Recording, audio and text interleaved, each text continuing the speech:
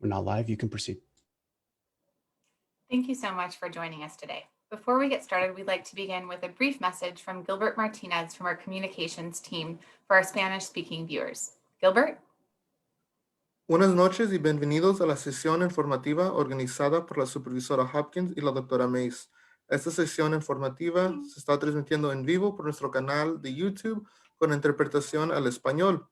Para escuchar la versión en español, puede usar el link de YouTube que se encuentra en la página de Facebook del Condado de Sonoma. Gracias. Y ahora regresamos para atrás con la supervisora Hopkins. Thank you so much, Gilbert. I'm Lynda Hopkins, supervisor for Sonoma County's 5th District and chair of the Board of Supervisors. Welcome to our COVID-19 and vaccination community briefing for Wednesday, March 3rd. I'm pleased to say that we're continuing to make great progress in getting vaccines into arms across the region. As of today, we have now administered more than 150,000 doses in Sonoma County, with more than 1 out of every 4 eligible residents having received at least 1 dose. This is a significant accomplishment, particularly when you consider that we had only administered about 50,000 doses at the beginning of February. This means that we have nearly doubled our pace in the last month, and we are now on course to administer 100,000 vaccinations a month. The big unknown, of course, is how much vaccine we will be receiving from the state in the days to come. We were disappointed to only receive enough vaccines this week to do second doses here in Sonoma County. We're hoping that changes next week and in the days ahead, especially now that we will soon have a third vaccine, the Johnson & Johnson vaccine, to administer in our community. The other big unknown, of course, is how soon we will be moving into that red tier and seeing our economy open up just a little bit more. We realize that nobody is more eager to know when that will happen than our business owners here in Sonoma County. So this evening, our theme is staying in business in a time of COVID, with a focus on what resources are available to help our restaurants, stores, service sector employers, and others get through this very challenging time. We also hope to give employers and employees alike a better idea of when they can expect to see our economy in Sonoma County reopen, and how everyone can help our county get to that long-awaited red tier. To help us with that discussion today, I am joined by Supervisor David Rabbitt, Sheba Pearson-Whitley, the Executive Director of our Economic Development Board, Alma Magallan, the President of the Hispanic Chamber of Commerce, and Peter Rumble, CEO of the Santa Rosa Metro Chamber of Commerce. After a brief update from our health team, we will have a roundtable discussion about the best ways that we can come together to support our local business community. But first, I'd like to turn to my colleague on the Board of Supervisors, Supervisor Rabbitt, to talk more about what he is hearing from business leaders in our community. Thank you very much, Chair Hopkins. I appreciate that. It's been very difficult for businesses which have been impacted by Sonoma County being, quite frankly, mired in the purple or most restrictive tier for so long. Some of our neighboring counties are currently in the red tier, and certainly none have been in the most restrictive tier as long as we have. But unfortunately, we are not alone in California, as 40 of the state's 58 counties are currently in the most restrictive purple tier. Our demographic profile and economic sectors are just not the same as our neighboring counties. With that said, we are darn close from moving from purple to red. Our overall positivity rate is in the orange criteria range. Our healthy places quartile positivity rate is in the very low, in fact, just nearly in the orange itself. Our case rate also has continued to decrease, and it is at the lowest point since early last fall. Less than 10 new cases per 100,000 residents. 2 months ago, we had nearly 630 cases in a single day. Moving to red will enable some indoor dining again and allow fitness centers to open indoors with some restrictions. One step to normalcy, which we are all striving for right now. Additionally, there is talk in Sacramento that the state will adjust the metrics for moving through the tiers, potentially giving counties credit for the number of vaccines administered.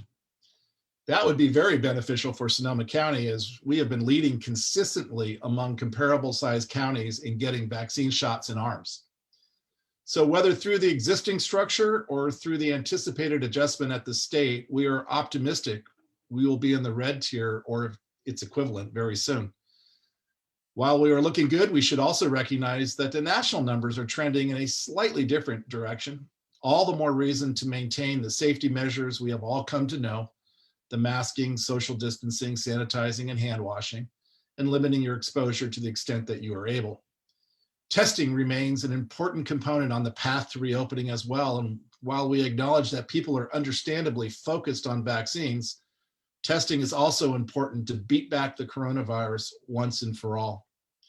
The county recognizes the difficult times businesses have been having. We also recognize the anxiety out there about what the future holds. How quick can we successfully get back to quote unquote normal, and what normal may look like in the post-pandemic world? The county is here to help. We know our small business community is the backbone of our economy and, quite frankly, the quality of our life.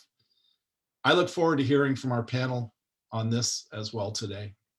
So with that, I'd like to turn it over to Dr. Mase, our health officer, and Dr. Shende, our vaccine chief, to present some data about where we are today with respect to the pandemic and our evacuation effort to date.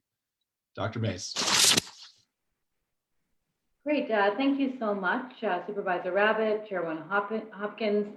As you have both stated, we are so close to moving out of the purple tier in the state's blueprint for a safer economy. Everything is looking good. Our adjusted daily case rate per 100,000 residents is down to 9.5, and we're getting very close to the 7 that we need to move into the red tier. Our overall testing positivity is 3.5%, which would put us in good standing to advance in tiers, but our testing positivity in the lowest quartile of the Healthy Places Index is 5.5%. If we can get that down just another 0.3% to 5.2% by next week, we will be eligible to meet the red tier criteria. And if we stay in that tier for criteria for 2 weeks, we could reopen more of our economy. The fact that we've been hovering on the edge of the red tier means that we're doing something right. To get there, we need to keep up the hard work, continue to wear the face coverings, practice good hygiene and social distancing to prevent the spread. We also need to continue to get tested. As we've really been underlining for the past 2 weeks, testing helps identify and find people who have COVID, isolate them so that they prevent transmitting to others, do the contact tracing to find people who are close contacts so we can quarantine them and get them tested too.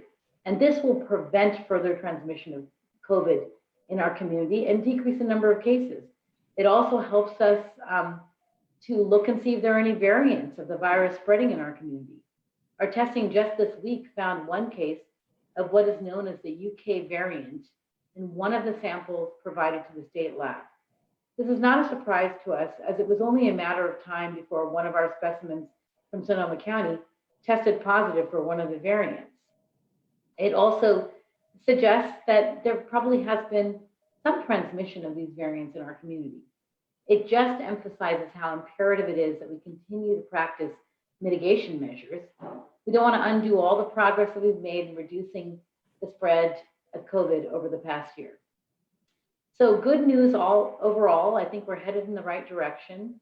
And let's continue to do all of our best individually and as a community to move us forward. Now I'll turn it over to Dr. Shende for an update on the vaccination campaign. Thank you, Dr. Mase. As of today, we have administered 150,261 vaccine doses, including 67,213 residents with first doses and 41,524 residents fully vaccinated with 2 doses. Of note, more than 73% of our residents who are 75 and older have now received at least 1 dose, with about 30% being fully vaccinated.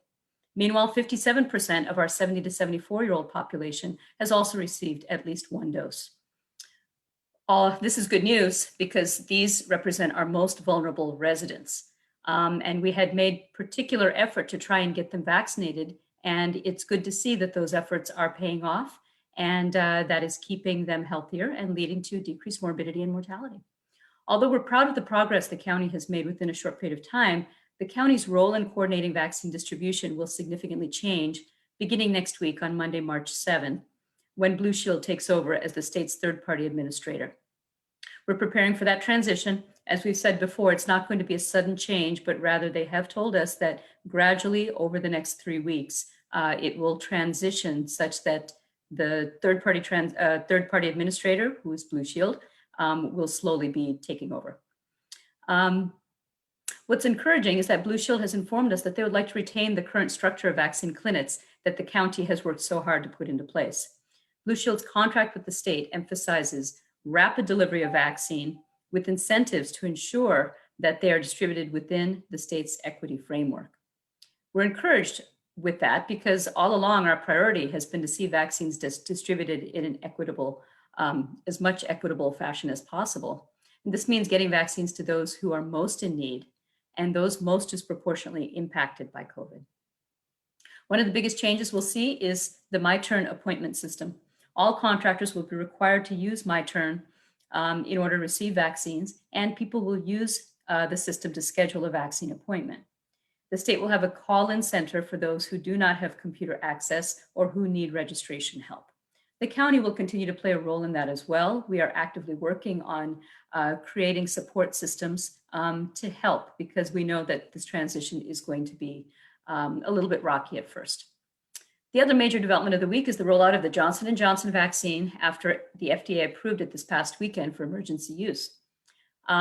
We have yet to receive any of the Johnson & Johnson vaccine, but it has been included in our allocations for next week.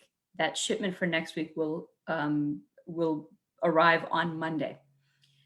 This is critical because our supply has remained flat for the past 2 weeks, forcing us to prioritize appointments for second doses. We know that the Johnson & Johnson vaccine is safe, it's effective, it's convenient, and I encourage anyone who's offered that vaccine to take it.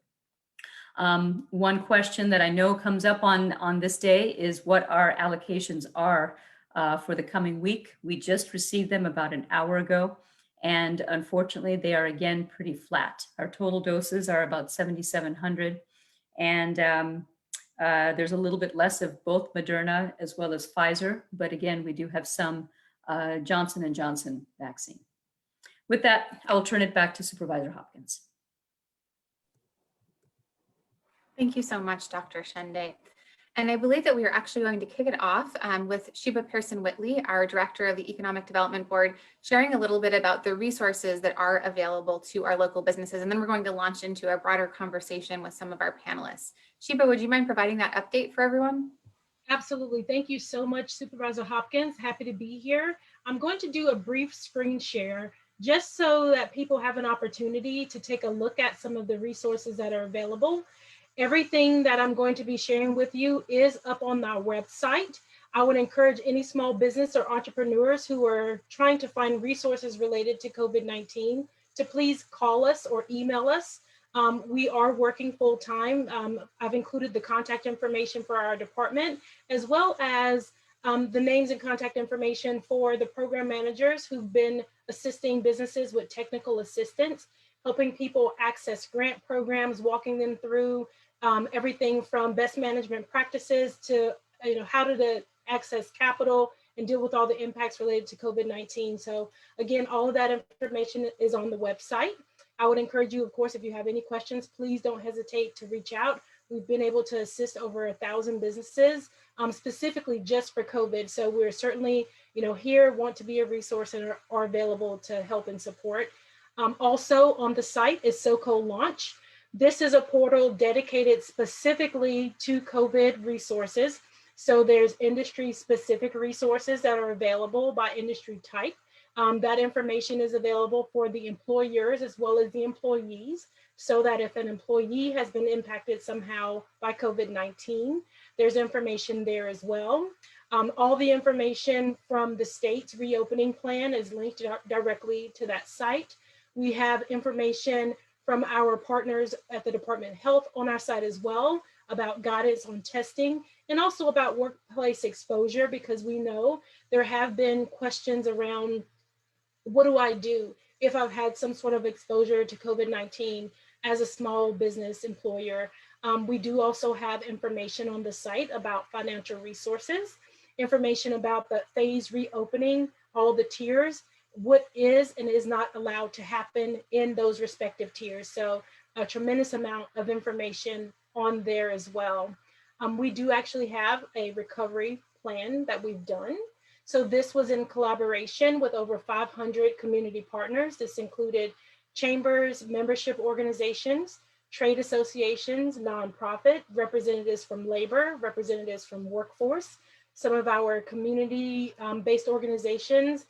So we wanted to be very intentional about providing a wide variety and very diverse group of stakeholders to participate in that process. The point was to say, not only is it about where we are right now, but it's also looking forward to how do we work collaboratively and collectively to work through recovery as a community. And so I'm excited to say that we actually are implementing some of these things, and all that information is on the website. We've actually been able to start to move the needle. We certainly know that it's not just our department, but a lot of collaboration from our community partners and stakeholders. We also, through the work of the Board of Supervisors, did have a small business grant available that provided $2.5 million in funding to small businesses. 80% of those grant recipients were low to moderate income. As you can imagine, this probably won't surprise any of you, but we had, restaurants, personal care services, as well as retail were the top industries served. And that really makes sense because those are some of the most impacted industries that we've seen here in our community. So there was a great deal of work to be very intentional about geographic representation, setting up community assistance centers. Here's a list of all of our partners that let us set up assistance centers, and people were able to come in to those locations and actually apply for the program. Something that we are doing next week, we know that there's been a tremendous amount of questions about the red tier and what happens when we finally get there, and how does that change what is and isn't allowed here within our local small business community. So we will be having a workshop next week. That is confirmed. Anyone who's interested can please go to our site. This is specifically for the business community. That's the target audience, but really just to make them aware that here's where we are with regard to COVID, and what we can anticipate the changes being as we move to the red tier. So I would encourage you to please sign up. There's also been a tremendous amount of resources made available at the state level. So we do have that grant program that is still available. We're in phase 2 of that grant program with the state, as well as some regulatory relief and fee relief that is offered at the state level. Additional funding for childcare stipends. All of this information is available on our site. Again, if you are a small business or an entrepreneur and you have questions about how to access this information, if you're trying to navigate an application program and you have questions, please do not hesitate to reach out to our office. We are here to answer questions and help walk you through these programs. We've gotten some questions about that grant program at the state level. So what we received last week is for the first round of funding, there have been 252 grants awarded to Sonoma County businesses, and wanted to provide that update because I know that we're continuing to get questions about that. Round 2 is still ongoing, so I encourage you, if you haven't done so, please get online or call to apply for that information. And of course, we have those federal resources that have also been made available.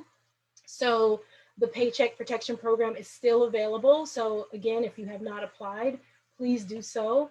The EIDL program is open and available as well. And there's a new program that is coming soon, particularly for venue operators, because we know that our hospitality tourism industry has been impacted so heavily. So again, just wanted to take an opportunity to share the wide variety of resources that I know a lot of small businesses might not even be aware of. And if they have any additional questions, again, all that information is on our website. So thank you so much, Supervisor Hopkins. I will turn it back over to you.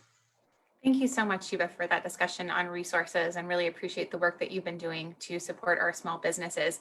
And now I'm really excited that I am joined by Peter from the Santa Rosa Metro Chamber of Commerce and Alma from the Hispanic Chamber. And I also wanted to invite David Rabbitt to appear again. Just starting with the big picture question, I know that all of you in your various roles have been working around the clock to support our small business community. And, maybe starting with Peter and Alma, and then I'd love to hear how it's going for David in the South County, because I know that his office has really focused on small business support. Just tell me, what are you hearing from businesses? What are their top concerns? What are their biggest needs at the moment? And what industries are you hearing the most challenging, most challenges from? Alma, do you want to kick us off? Yes, thank you so much for the invitation and for the opportunity to voice some of the concerns of our Latino business owners. Yes, we continuously receive a lot of questions, but to answer your specific question as far as what we're hearing the most, of course, as we're having a conversation, is involving the vaccine. And although we have made the announcement that restaurant workers and grocery workers are now eligible to receive the vaccine, we have had a challenge in helping them get an appointment for that. So certainly that continues to be top of mind. And how can we then partner with the county to ensure that as additional tiers open up, that we make sure that our essential workers, who are the frontline workers, are able to get to the vaccine. If we open it up to additional ones, not saying that we shouldn't, but ensuring that they still have access to it and it doesn't become more of a challenge. Another concern that continuously is brought to my attention is the fact that when we look at the communities that have been most impacted and we look at our community members in the Roseland area, the question continues to come up is, why don't we have a permanent testing site there? And why do we not have a site for vaccine distribution there? If we know that that's one of the most impacted, why are we not offering that service there? So revolving the vaccine, that's definitely some of the questions that continue to come up. Thank you so much, Alma. Peter, what are you hearing from your businesses that you represent? What are some of their top concerns and questions right now? Certainly echo that of what Alma is hearing for sure. It's vaccination is definitely one of the most important things that are on people's mind. Aside from, I think, what has been important from the beginning of this, over a year ago, it all comes back to the ability to operate, right? And a business will fail if it's not able to operate. And that is in no way to suggest irresponsible behavior and opening up and flouting public health restrictions and requirements that are there for good reason. Right, but it's just that fundamental fact of if a business can't operate, it's going to fail, it's going to close. And so what do business owners need then if they aren't able to operate? I think Sheba did a great job highlighting a lot of the resources that are available. I will say it took the state about a year to do anything, and what is starting to come out now are the resources that are needed. Chairwoman Hopkins, Supervisor Rabbitt, you've been great at meeting with me and others in the business community from the start of all this and hearing our concerns, and your allocation of $2.5 million to a grant program was big. For those people who could receive it, it was really big. I want to give a sense of scope really quick, and then I'll be quiet for the next question. Of we've lost about 100 members in the chamber, actually more than 100 members, but 100 roughly are those that have had to close or due to financial hardship, or those who just aren't able to pay their membership dues because there's just no more money in the bank. And to break that down, we're losing a business or more every week over the last year. Just in terms of the arithmetic of that. And to put that in even greater perspective, those are probably the businesses that were most well positioned going into this. We have 16,000 roughly small businesses, several thousand more than that in total in the county when you consider large employers. But out of those roughly 16,000 small businesses, many of them are just starting up or not financially well enough to start doing things like join chambers and get active, right? So we know that many more businesses are closing every week, even though we don't have a great authoritative data set for that. So even as these resources are rolling out, we still need to realize just how dire it is for our business community. Thank you so much for that, Peter. And I think it's really important to remember that, this this is a grind. And what breaks my heart is to lose businesses right now, because I know that those businesses have already weathered this for a year, right? And that you kind of had hope that that restaurant would make it. And yet we just lost a restaurant here in Forestville last week, you know, and so because folks are just barely hanging on and it's too easy to fall off right now. Supervisor Rabbitt, how is it looking in South County? What have you been hearing from some of your business owners? I know that down there you've got agriculture, you've got manufacturing, retail, restaurants. What are you hearing from the business owners that you represent? I think it's no different than what was been mentioned already. I think really a lot of people just need information, clear, concise information. It's hard to plan right now for the future. No one knows what the future holds, and that's the anxiety that's out there. And I think for a business especially, having some little bit of a sight over the horizon is really what they need to persevere. I think I'm always amazed by the tenacity and the perseverance that's out there within the business community. But I also know that now that we're into it, to the extent that we are at this date, you know, a lot of businesses have been burning through savings, for instance, and hanging on. And it's getting more and more dire going forward and wanting to know, even though things are turning around and look a little more optimistic now, what does it mean when we get to red? What will I be able to do? How will I be able to go forward? The other thing that's another positive out there is the community support. I see a lot of it down here in Petaluma. The restaurants downtown, people are making concerted efforts to make sure that they get out and order food for takeout. The city itself, like other locales, have been very generous in terms of outdoor dining facilities and parklets and all those kind of things. So I think working together, we've made the best of a horrible situation, but for some, just the length of the slowdown or the shutdown and the focus on certain businesses just has been really devastating. And we can't get to red, to orange, and to yellow fast enough.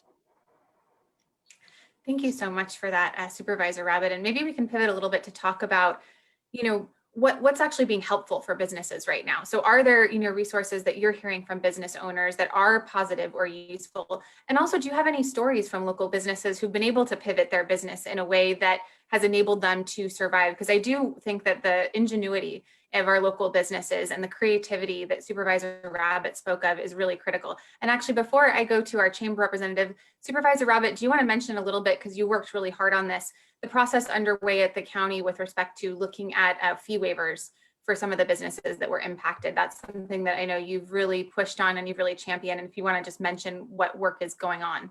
Yeah, I think we've all been very supportive of to make sure that we're not charging a fee for a business that has been shuttered because of the circumstances. And we want to make sure that we could forgive those. It's a large amount of dollars for the county, but it's the right thing to do, especially as it relates to environmental health, which is really the health department's inspections of food places. Important inspections to take place, mind you, but the fact that they've been closed and shuttered, we need to make sure that we can do what we can. That is one thing that we can do to make sure that we could aid that. As Peter mentioned earlier, you know, having the $2.5 million available for business grants, in which you are very much a leader on, the county doesn't have the same resources that the state and federal government does. Certainly at the federal government, they print the money, and we don't have the same degree. But there are certain things that we can do, like a fee waiver. And we'll have to figure that out internally, how we balance our own books.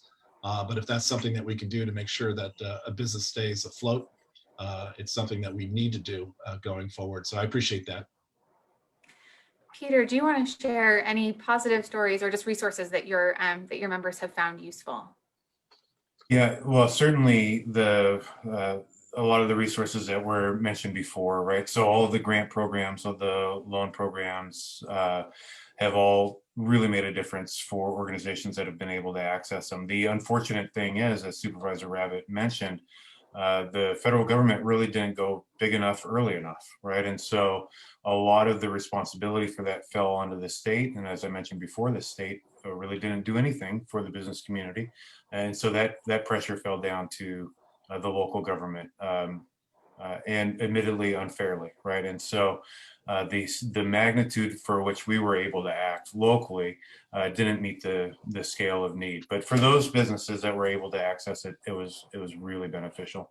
I think one of the biggest success stories from our perspective at the Santa Rosa Chamber has been working with jurisdictional partners, county, city, to do a program like Open and Out, which was along 4th Street. This was a partnership with the Economic Development Board, the Creative Sonoma program, with the county, with the city of Santa Rosa, to invest a significant amount of money in our local arts community to bring arts downtown, to shut portions of 4th Street to vehicular traffic, allow restaurants to come out onto the sidewalk and into the street in parklets.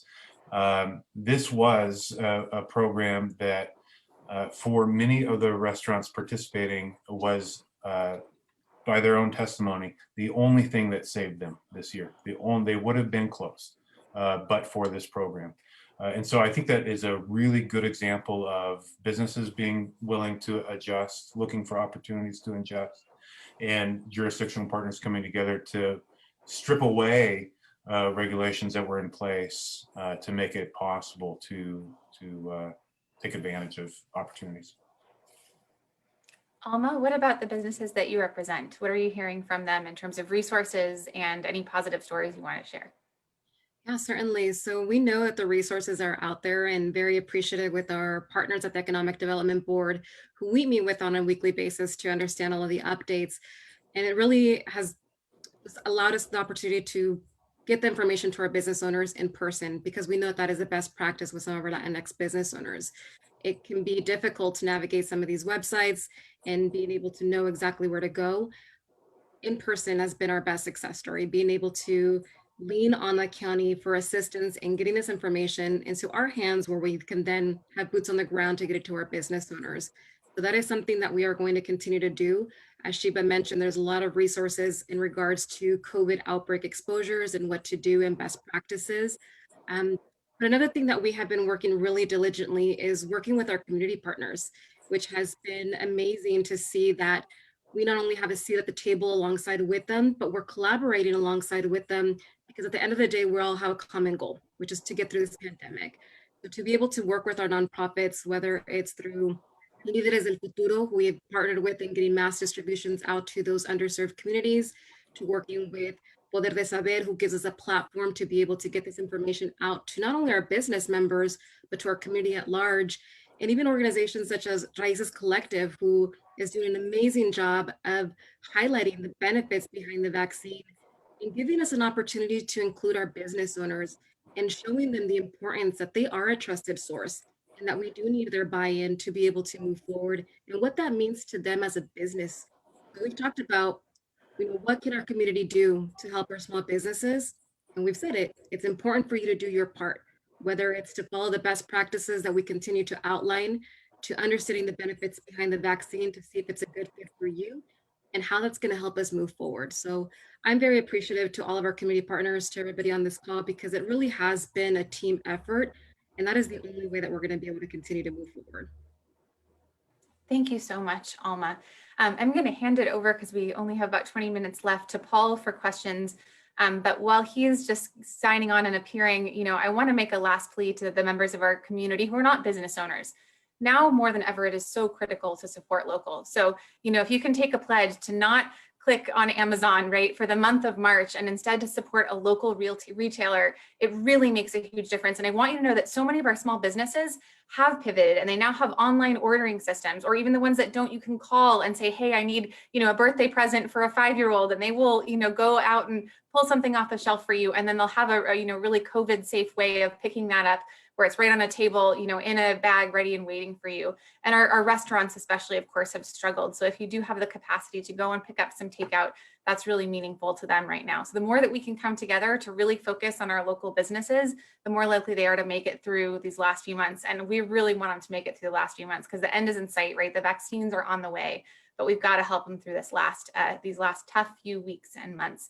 So with that, I'll hand it over to Paul, and he can find those questions from members of the public and the media.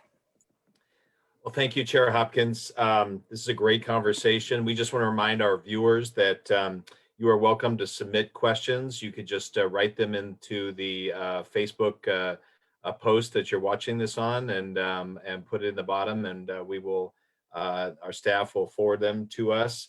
We're going to start with a question from Francis, who makes note of the fact that we're in this odd situation now in Sonoma County where we have Marin to the south of us and Napa to the east of us are both in the red tier, and he notes that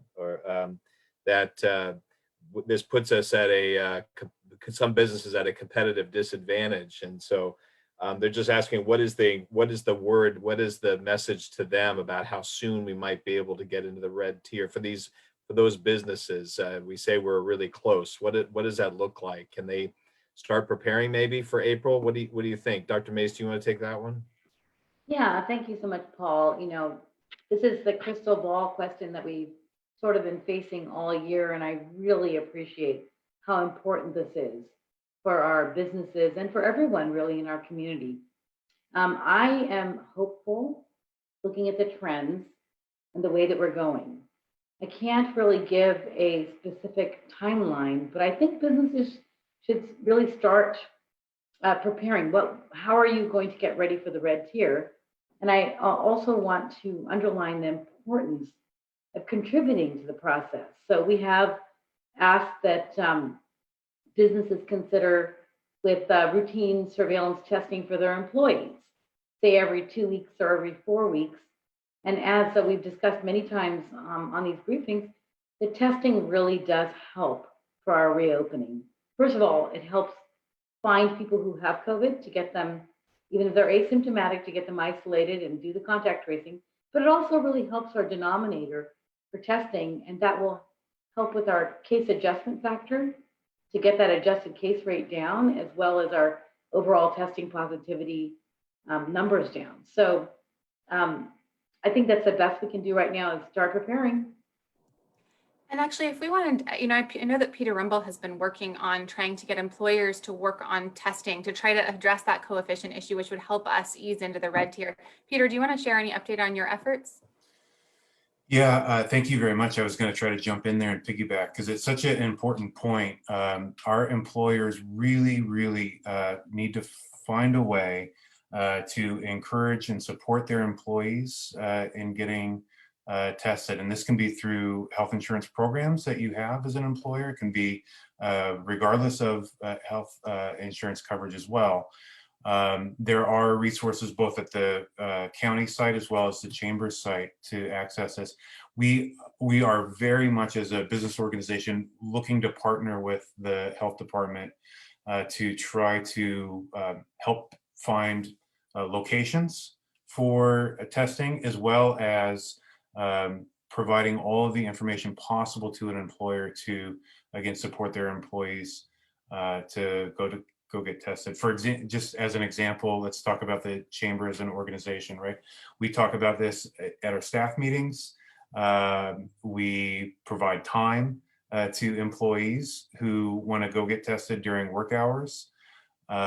If somebody, and then we can get into the, if somebody comes in contact, what resources they need to have as well. But really, please, from a business perspective, obviously this impacts the tier level, but fundamentally, this tackles the issue of COVID in our community. And if we ever want to get to a place where we return to whatever is normal at the end of this business operations, then we need to continue to get tested as much as we are continuing to roll out the vaccine.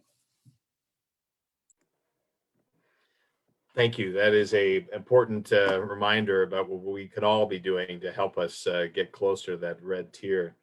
Another question, we have concerns. There's been a lot of discussion about how once we get to red, that our restaurants can open up to 25% indoor dining. Our retail can open up 25% more, 50% capacity.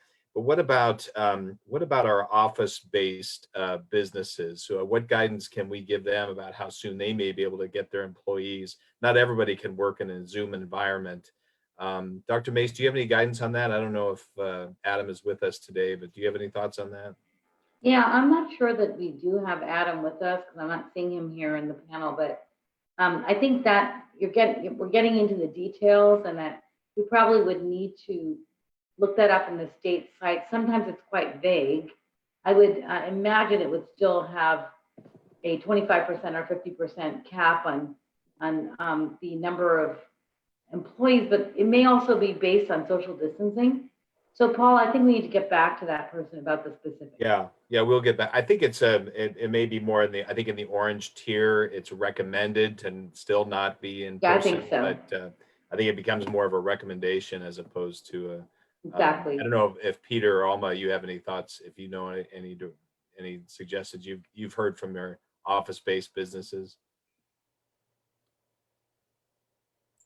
I'll chime in and just say, Paul, that our understanding is that it is in the orange tier, and the recommendation is still that you have mitigation standards in place to create physical distancing, hand washing, temperature checks, and all those same things. So we really look forward to the time where people can start to do more of those things in person in office environment. Thank you. Great. Thank you very much. We also have a number of questions on a different subject related to the unfortunate cancellation of second doses by Sutter this week. And a number of people are asking what can the county help in getting those second doses scheduled. Dr. Shende, do you want to take that one, or Ken? Sure. Yeah, I can take that. I think that the cancellation of these second doses it really reflects how difficult this whole process is. Vaccine supply is extremely limited. It's difficult. The easiest part of this whole process is actually putting a vaccine into someone's arm. But I know that they are working on this. I know that Sutter is trying to work through it. And we will also continue to work with them to come up with the way to accommodate everybody. And I want everybody to realize also that the CDC has indicated that second doses can be postponed until day 42 and still be effective. So I know there's a lot of anxiety out there, but keep in mind that over the next 7 to 10 days, I know that their goal is to reschedule patients, but they will have more details forthcoming. They're working through it. Yeah, I'll add that I was on a call today, Zoom call with our Sutter friends and their public relations people, and their messaging very much is that they're just asking people to be patient, that they will get back to them. They are their top priority for getting the next round of vaccinations, and they are not being forgotten. They understand the urgency here for that many people feel. So I guess Adam has joined us. Adam, did you want to talk a little bit more about the question? Is Adam on now, or is he going to join us? He's about to get on. So Okay. why don't we take the next question and come back? Yeah, Okay. he's getting on. We're gonna cut to our media partners. We'll start with Phil Barber. Phil.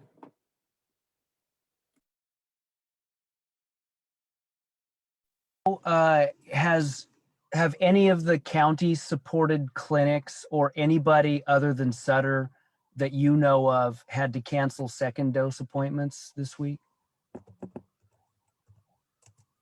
Phil, this is Ken Tass. If I can confirm, no second doses of any of the regular county clinics have had to cancel this week. Great. Ken, do you know next week, will the county be resuming any first dose appointments, or will that again sort of be limited all to second doses?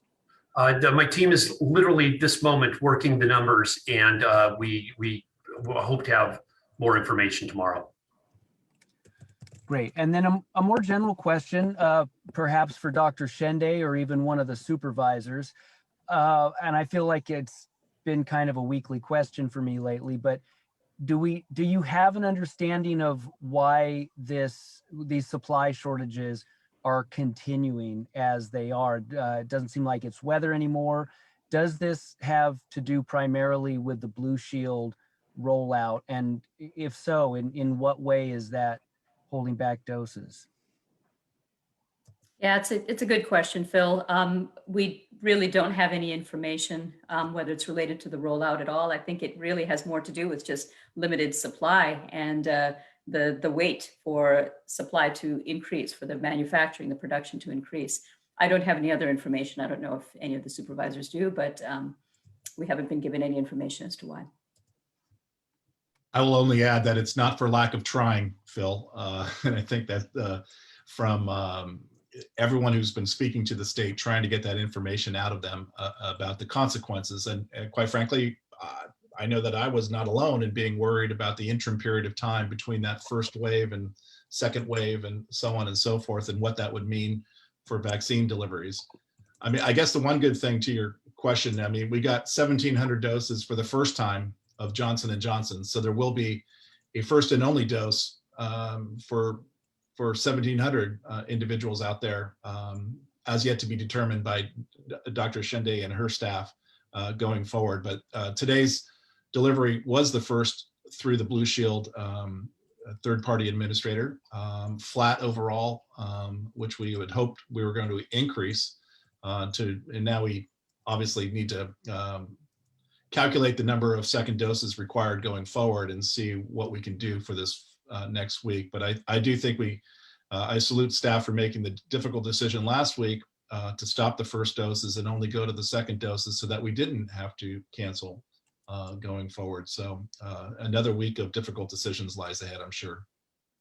I concur with Supervisor Rabbitt, and I just want to add that, we had hoped that the J&J would be on top of the allocations of Moderna and Pfizer, and it appears that they actually replaced them, which is, I think, very unfortunate news for us. And I also just continue to hear from our medical partners that the hardest thing about their jobs right now is that uncertainty of supply. It makes it very challenging to plan, and then it also often winds up with creating a lot of additional work, right? When you have to sort of, you're expecting something and then suddenly it's pulled back. And so you have to reschedule or you have to adjust course. And so that constantly having to be on their toes, never knowing what's around the next corner makes it very difficult to plan. So it would be really nice to get a sense further ahead than, just a few nights before. Yeah, I'd just like to remind our viewers that the decision to cancel second doses at Sutter was not a local decision. That was a region-wide decision for Sutter. They canceled 90,000 second doses across their system all the way to Sacramento and around California. So this is not just a Sonoma County problem. In fact, we've fared better, as Dr. Shende has said, than others. Let's go to Martin Espinoza. Martin. Hi, everybody. Peter, can you, the numbers you cited about 100 members lost, that's obviously a chamber figure, but the number that you cited about a business lost every week, is that for the area or the county or Santa Rosa? Yeah, no, Martin, thanks for the question. It just the basic arithmetic of how many weeks are in a year, right? And how many members we've lost. And so I'm just trying to put on in very tangible terms the number of business losses just out of our membership. And of course, our membership is just a fraction of the overall business community in Sonoma County. If you or Sheba were to try to, guess how many businesses have shuttered in Sonoma County in the past, since the pandemic started, what would that best guess be? Sheba, do you want to take a shot first? Yes, I can take a shot. And I know Peter mentioned this earlier, but unfortunately, Martin, the data doesn't live in one place. And so you have to do a little bit of sausage making. And for us, that's a lot of surveying, talking to chambers and other organizations, talking to the cities as well. So the number that we have as of last week is 73 confirmed permanent closures. I will say those are small business closures. There certainly are going to be entrepreneurs, right, that are no longer operating, sole proprietors that are no longer operating, people who, have put all their blood, sweat, and tears and effort into starting their business, and now that's no longer viable. So that's the caveat to that data point, but that is the information that we've been able to pull together from all our various sources. But that 73 would be less than 100. Yeah. So I'd say that there's probably more than that for sure. But to Sheba's point, there's no single authoritative source for these data, and we have to make assumptions based on what other sort of proximal data there might be or associated data. So we know that, you know, not to bring up a hornet's nest, but in our school system, we know that kids are leaving districts and entering districts in other states, for example. We have anecdotal information about businesses closing and moving to other states or other locations. We have certainly within our membership a greater number of members lost, and their reason for dropping membership is business closure. We've had national data out there, or estimates of 1 in 4 small businesses in the entire country closing. So we have job loss data or job change data, right? That doesn't give you a business closure, but gives you magnitude per sector of how many people are losing their jobs. So again, Mark, it's so tough that to give you a solid single answer, but we know it's bad just based on everything that is around that topic. If I could just ask one more question, and this is about the positivity rates for next week. Can I challenge the idea that we don't have a crystal ball? Those are positivity numbers based on a 7-day lag, and that would be from February 21st to February 27th. So we know we have those numbers already. Now I know that they're not the same numbers that the state is going to be using or calculating, but if we can sort of do some rough calculations on a napkin, do you foresee our positivity number, the equity number, dropping below 5.2? Well, we can certainly ask our epidemiology lead, Kate, that question, whether it's possible to give any estimate. It's always, you know, a little bit, you know, we don't want to give estimates. We really like to give accurate figures. But Kate, what do you think? Yeah, so on that 7-day lag piece, the reason that they wait the 7 days is the data changes quite a bit over those 7 days. The labs are filling in. So the data that we look at now is not the same as the data we look at next week. And locally and at the state level, we're looking at the same data, but you need to wait those 7 days to have accurate figures to look at. So that's just to address that piece of your question. But in terms of looking at the trends, I think 2 things are working in our favor right now. The state median has decreased. So when they released the blueprint figures yesterday, the state median for testing was 346.6 tests per 100,000. And when we look at our local numbers, they've been ticking upwards. So we are at, I believe it's 458.9. So if we can keep increasing those testing rates and the state median either holds where it is or decreases, we're going to keep being able to have our case rate be adjusted more. And then as we have more tests, that increases our denominator, which will decrease our testing positivity. Got it. Okay, thank you. Okay, I do note that Adam has joined us, and Adam, we had a question about the guidance for when those office-based businesses may be able to open up, and Shiva helped provide us that it sounded like it was more in the orange tier than they might be able to plan on opening. Do you have any more thoughts on that? That is correct. The orange tier, telework is strongly encouraged in all tiers, but in-person return to office workplaces is allowed in the orange and yellow tiers. Okay, great. And if I could ask just one more question. There was there was a couple of questions about what's going to happen on March 15th. We know that there is going to go to a more age-based tier system with the state. Dr. Shende, do you want to talk about that a little bit? And we'll end on that one, and we'll go back to Chair Hopkins at that point. Sure, yeah. So on March 15th, we go to an age-based tier system, which is ages 16 to 64, for those who have significant comorbidities as defined by the CDPH based on the CDC guidelines, as well as those who have disabilities.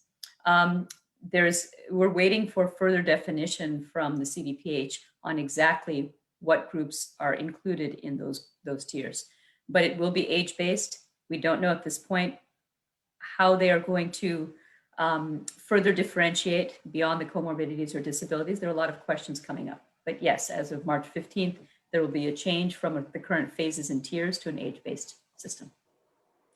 Thank you so much, Dr. Shende. We're going to end our session there. And I just want to say thank you so much, Peter and Alma, for taking the time out of your insanely busy lives to join us here this evening, and Sheba for your presentation on resources. Also want to say thank you to Jordy, our Spanish interpreter, and Elizabeth, our ASL interpreter. As a reminder, you can always go to socoemergency.org/vaccine for more information about the vaccination rollout. You can also follow us on Facebook and Twitter as well. And once again, we will be back here same time, same place next week to provide you with more information and updates. See you next week and take care all.